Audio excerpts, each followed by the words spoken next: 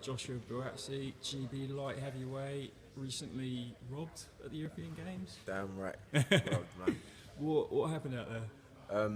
So I reviewed the Azerbaijan guy in the first round.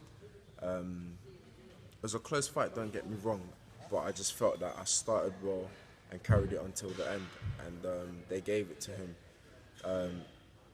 He was kind of like negative in the way he was fighting, hence why I couldn't see why they gave it to him, but it's over and done with now. And in all of the tournaments you've got coming up, you're not going to have to box Azerbaijan in Azerbaijan again. Nah, exactly. We're off to Bulgaria next stop. Excellent. What was the name of the Azeri? Was it Mamedov?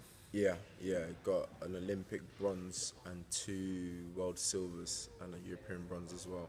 Right. At 91 kilos, so he's cut down to 81. Yeah, so he must be a big 81. He's massive, yeah, proper tall.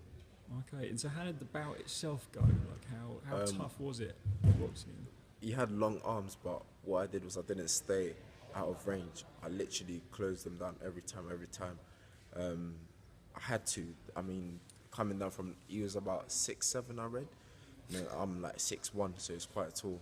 So it was a matter of just fighting him at a closer range.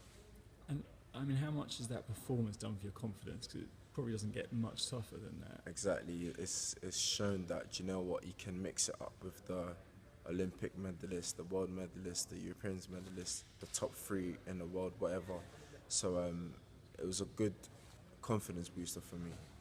And what kind of feedback did you get from the coaches and the sort of people who saw the bout? Yeah, it was good. It was positive. Like I said, they felt they had a different opinion to what the judges said. And they said, you know what, there's room for improvement, but you've shown that you can compete at that level, which is it's good for me to hear and to know that I can compete at that level, because that's where I want to get to. Yeah. And what kind of things have you been working on since? Again, just with me, it's following instructions, sticking to the game plan. If it's to put pressure, apply pressure for the whole 3 rounds. If it's to box for the whole 3 rounds. So it's just about listening to instructions. And looking forward to these European Championships coming up? 100%, yeah. We've had good sparring. The sparring partners are still in here from 7 nations, I believe, so it's been good preparation. Who are you expecting to be the top boxers at 81 at the Europeans? I'm not sure, but I'm hoping I'll be one of them. That's what I'm going in there to do, to make sure I'm one of the top boxers at 81. Because you boxed a Russian in WSB, so presumably whoever Russia have. Yeah, he's qualified. He got a bronze in this one just gone.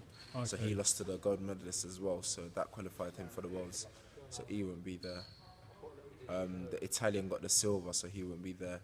And we got the bronze. The Ukraine got the bronze, but he didn't qualify, so he will be there as well.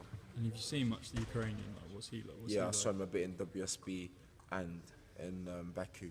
Aggressive fighter, but I'm aggressive too, so it just is. But the fighters, the boxers at light heavyweight, they're quite tough physical guys, especially the Europeans. So it's going to be a battle over there, isn't it? Exactly, yeah. So I'm making sure I have all my hard.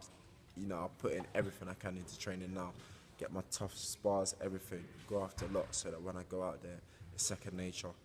And do you do a bit of sparring with Anthony Fowler as well? Spar Fowler quite a lot. Good spar. For the Euros, I sparred him out there leading up to my bout.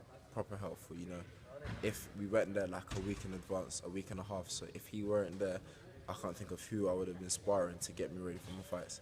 So it's been good sparring him. Well, Joshua Buatsi, best of luck out there. And appreciate it, man. Thank you very much.